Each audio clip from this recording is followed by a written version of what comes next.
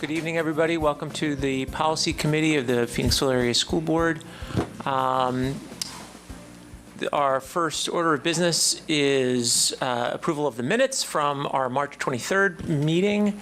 Does anybody have any comments or, Graham? No, you're good? Okay, wonderful.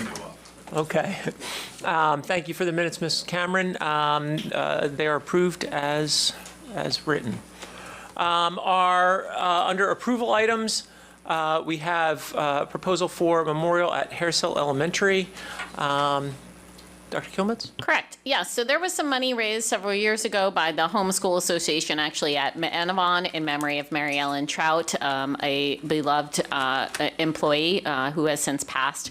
We, as a memorial review committee, were brought this proposal a number of months ago. The Memorial Review Committee met about this proposal and decided that in line with the AR, the Administrative Regulation of Policy 714, that we would then bring this to the board for your approval to add such a memorial in memory of Ms. Trout.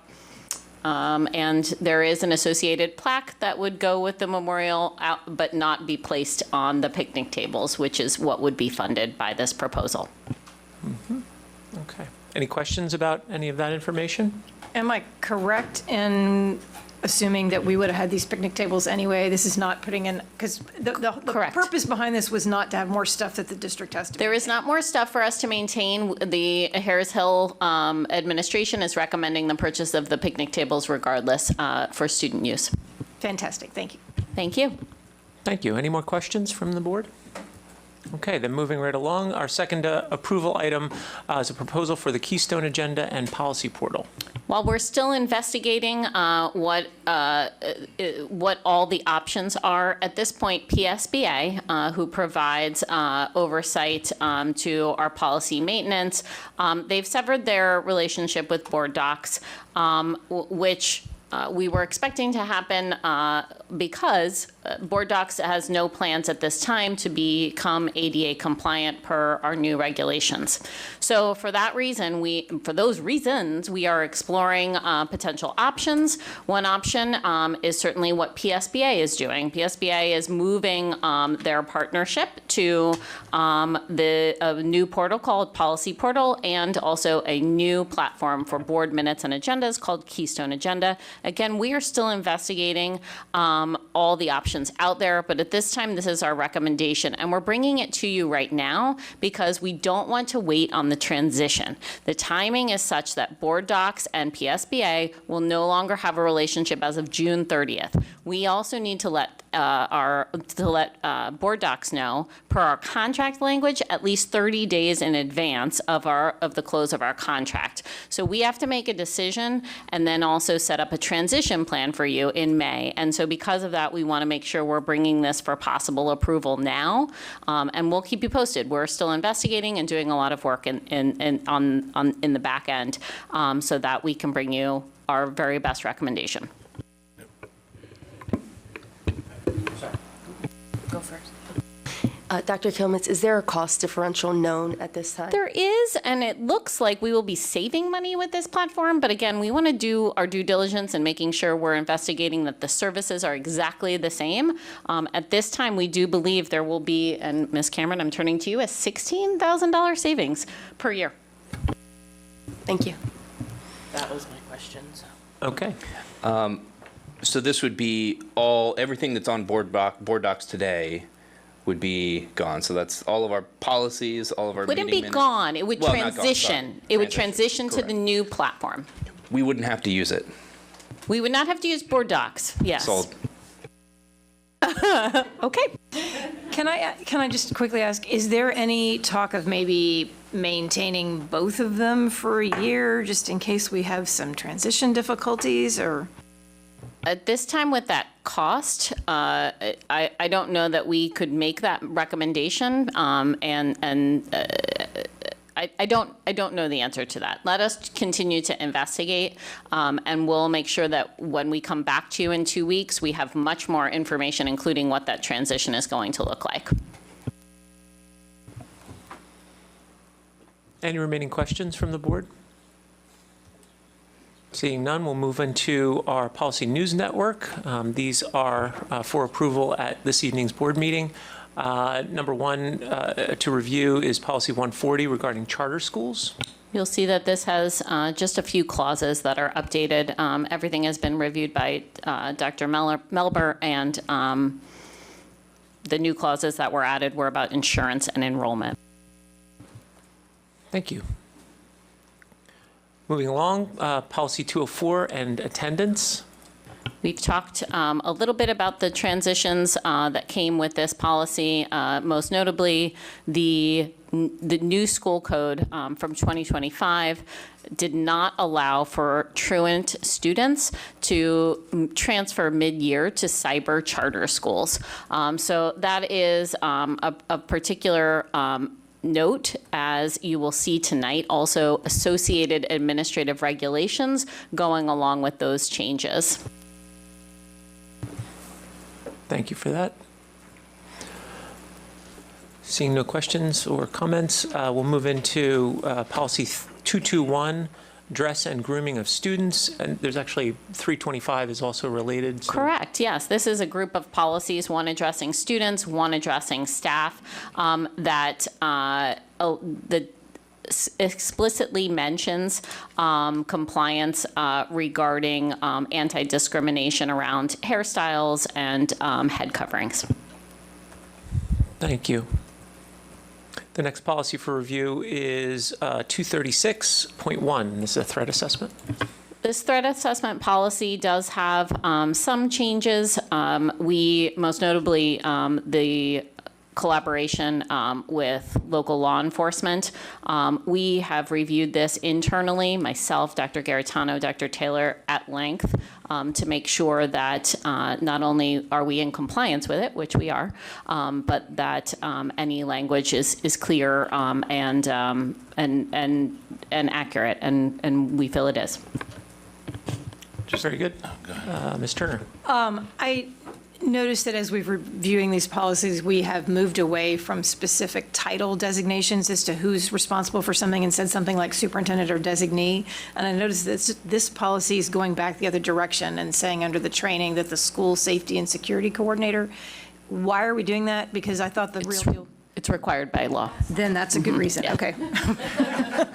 It's every time that job title changes, then we have to change the policy, okay. Yeah, that's what we're trying to avoid. Very good. Other questions? Yeah, just one follow-up, Dr. Kilman. There's a reference, looks like a new reference to a district threat assessment team. Presumably, we have that. We've had it, identified. actually, under Dr. Garitano's leadership. We actually added that in, I want to say it was maybe 2 years ago now. So we've actually already been doing that. We did change the membership slightly to be in compliance with new laws. Okay, thank you. Anything else?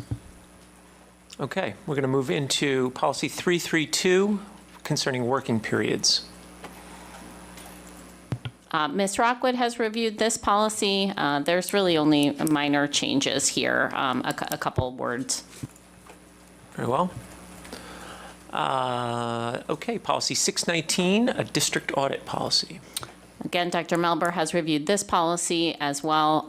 There is some language that just allows us a little more flexibility with the annual financial report, as the date in here is listed as October 31st or as such date required by PDE, so that should we need to go past that, apparently there is there's late acceptance granted by PDE. This then allows us to take advantage of that. Sorry, that was a little unclear. Hopefully came across. Very good, thank you. Question?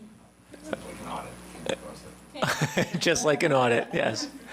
Okay, moving into our last for approval this evening is policy 810 on transportation, just a little change in language there. A little change in language. This allows us, should the law change around what the requirement is regarding transportation, this allows us to not have to go back and make that adjustment again. So that's the tweak you see here. Very good. Any questions about transportation? Okay. We're going to move down into informational items. The first handful are policy ARs 204 ARO 3, 4, and 5. You want to go through them all? Take a chunk. I do want to go through them all at once. There is a great chunk of administrative regulations around the revised attendance policy. This is simply our process and procedure regarding that. So you'll see several letters that are part of the administrative regulations. Those have been significantly revised, actually, from our existing letters to make sure that we are providing as much information to parents for their resource and knowledge about what the law is, about what our resources are. We also have spelled out what the school attendance improvement plan looks like and includes. That we are already doing, but this AR, we added to the suite of ARs around attendance. And then lastly, you'll just see some language cleanup. Some extraneous language was removed from the AR on family trips and vacations, but that's the procedure we're currently following. Thank you for that information. Any questions from the board on any of the? Do we actually bill people for having truant students? We, in some instances, take them to truancy court and they are fined by the court. Yes. Okay. Moving into policy 330, it's an AR and number 4, reasonable break time.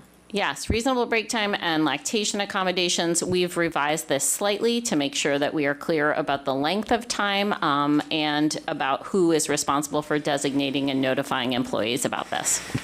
Okay. Policy 626 AR on procurement, a procurement plan. This has been significantly revised and reviewed. Our legal team spent some time making sure our thresholds were updated and other language therein, including the attachments of this AR. Thank you. Go ahead, Ms. Turner. Oh, sorry. Oh, it's a long night. I'll take it. I'm so sorry. I was looking across. So what precipitated these changes, did you say? Did you mention that? I'm sorry. The if I thresholds missed do it. change annually each year, so that was the first part. And then some of the language in here, Ms. Young, actually, where'd she go? Actually caught as incorrect. So there were changes made to those as well. Okay, thank you. Thank you, Ms. Walker. Want to make sure I get that right. Thanks so much. Correction. Okay. 707 AR3, use of school facilities and the track, bless you, and track access. Yes, we've talked about both 707, the AR3 and AR4 in previous meetings. One is about the track access. So this AR has also been reviewed by our legal team, but updates the track access to allow for that pass that we've talked about in the past. Dr. McClure spent a lot of time on this, and I want to say thank you to her. Also to 707 AR4, she has spent some time figuring out, again, in concert with our legal team, how we can rent out our parking lots for use. That was another ask that we had previously talked about. And so these ARs spell out the procedures for those actions. Ms. Walker? Oh, I'm sorry. Could we go back to 3:30 when you have a moment? The reasonable break time and lactation accommodation.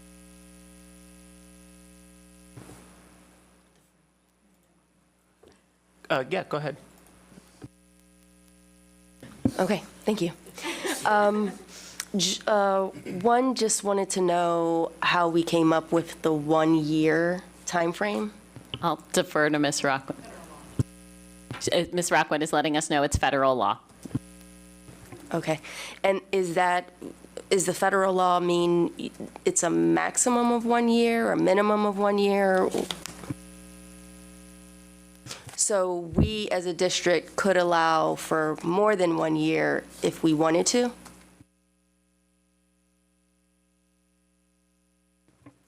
So this policy allows someone to request more time if they need it? Yeah. Yes, that's correct. I'm just saying because I know there are moms who do this for more than 1 year. Sure. for their children, so. Policy didn't say so, they can still. Right. Dave, why don't you say? And even if the policy didn't say so, employees could certainly approach Ms. Rockwood and have an interactive discussion about that need. As a separate accommodation, Correct. you're saying? Okay, thank you. And Well, since we went back, I'm wondering why that they have to have a proximity to a sink with running water, but the part about having a fridge is struck out.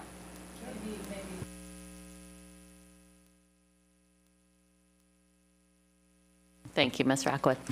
Yeah, the federal law specifically talks about access to running water and the ability for an employee to bring a cooler or have a cooler, but the employer is not required to provide a refrigerator and have it in the same proximity or in the same location. And so this language follows the federal law, the language of the federal law. Have we previously had refrigerators? No. The way I read this, I understand there could be a separate accommodation for if there needs to be after a year, but the way that I read it, it says for up to 1 year. So I would like to see it say, or, yeah, at least 1 year as. Or for up to 1 year or more if something like that allows it. Because right now it just says for up to 1 year, and it doesn't have any sort of exception. There is. This language is what is required by federal law for employers to provide. For a And these minimum. breaks could be, yes, for a minimum. So as a district, we would have to decide if we were going to make additional accommodations for people to take breaks that require coverage, in most cases for teachers and staff members working with children, for lactation breaks beyond 1 year. I mean, I do think we should at least have the ability to offer that if a teacher or any employee needs that. Can we leave the existing up for up to 1 year and make a caveat about? Exceptions may be made by if superintendent further or time is designee, needed. something like that. Identify. reasonable accommodations can be requested. Right. Yeah. I something mean, that just doesn't make an it sound additional definite. language in there that just says that is an option for, even though we know that reasonable accommodations are a natural part of the HR process. Great. But just to have some language in there that shows them that, you know, that is something the district is willing to consider as a reasonable accommodation. I don't, No. No, we can work together and add a little language to accommodate this discussion. thank you. Can the same be said for a refrigerator? Absolutely.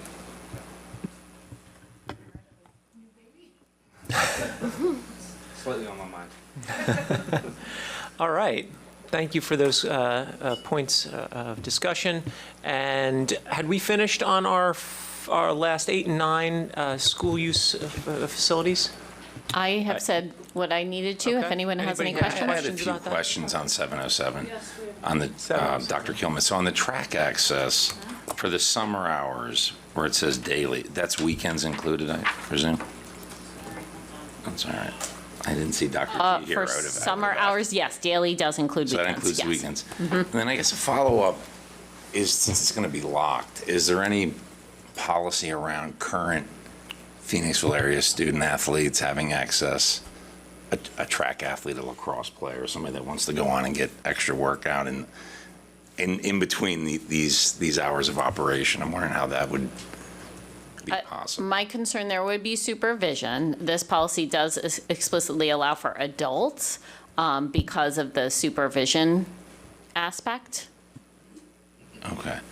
So I guess as it's written now, if you're I don't know, again, sophomore field hockey player, you want to go out and hit the ball around in the summer, you couldn't use the field. It's just Washington Field and the track, This is right? just- They could yeah, go to one of this the other is just- fields. So that's what I'm saying. So they'd have to use one of the ancillary fields. That's correct. Okay. Okay. And then just one on the parking lot, 'cause the way I read it, I think it was around free use for overflow parking. I guess more of an operational question. Is the vision that they would have to go through FMX to rent? Okay, all right. Yeah, so that we could make sure that we not knew just about it in showing up, advance, right, have the yeah. conversation, yes. Okay, thank you. Thank you. I got a question too. One of the, I mean, there was a couple questions, but one of the things that I recall hearing about the track access, if it was early morning or late at night, was having the lights on for safety of residents. I know that was a concern that came up a couple times. I didn't quickly see it anywhere in here. I don't know if this would be the It isn't in policy the for AR, it, but that is where what we discussed doing, and we can make sure is written into this AR, sure. I guess it doesn't have to be written in here, but I just wanted to make sure that, you know, if we're providing it up until 10 PM, that, yeah, no one's, yeah, lights are on. Okay. I believe they have to be off by 10, correct, Dr. Kilmetz? They have I to be believe off per so. ordinance, I believe. Yeah, this doesn't go past 10 I believe PM it's 10, but at don't night. quote me on that. Are they? Okay, it's more than noise, what I understand from the borough. okay, It's just lights. okay. We'll check on that, yes, you're probably right. Either way, Mr. this ends Venezia. at 10, so we're covered. Okay, good discussion, and we're going to move along into recognition of visitors, and this evening we have Stephanie Nicolosi. Oh, Hi, yes, this is just quick on policy. all right.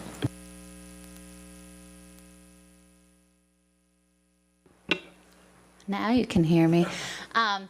I've written to the school district before, and I'm going to be honest, I don't know where to look to check if it's been updated. But I wrote last year, I noticed in the elementary schools dress code that there was kind of some alarming outdated language that kind of is more conducive to like blaming children on what they're wearing for being a distraction versus holding children accountable for their own focus and attention.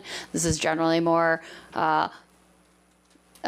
seen as an issue, you know, gendered towards girls, you know, with the length of shorts and spaghetti straps and things like that. And I just wanted to make sure that that had been updated because my understanding was that it had been updated in the older grades. So I wanted to make sure that that was the case and just keeping, you know, that in mind because I'm sure you're all aware of the issues with that and like what it's conducive to as far as like consent and rape culture and things like that. So yeah. Yep, thank you so much. Oh, and I also wanted to say thank you for noticing the breastfeeding thing, because I did also notice that as the world standard is 2 years for breastfeeding. So thank you, Mr. Oberlin. Thank you. And everyone.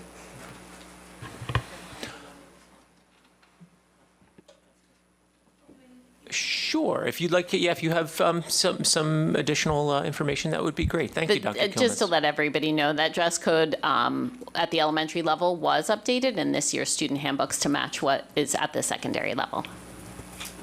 Excellent. Thank you for that information. With that, there are no additional visitors, so we will adjourn the meeting. It is 9:05. Oh my goodness, it's way past my bedtime. Next meeting is May 18th. Thank you, and we're adjourned.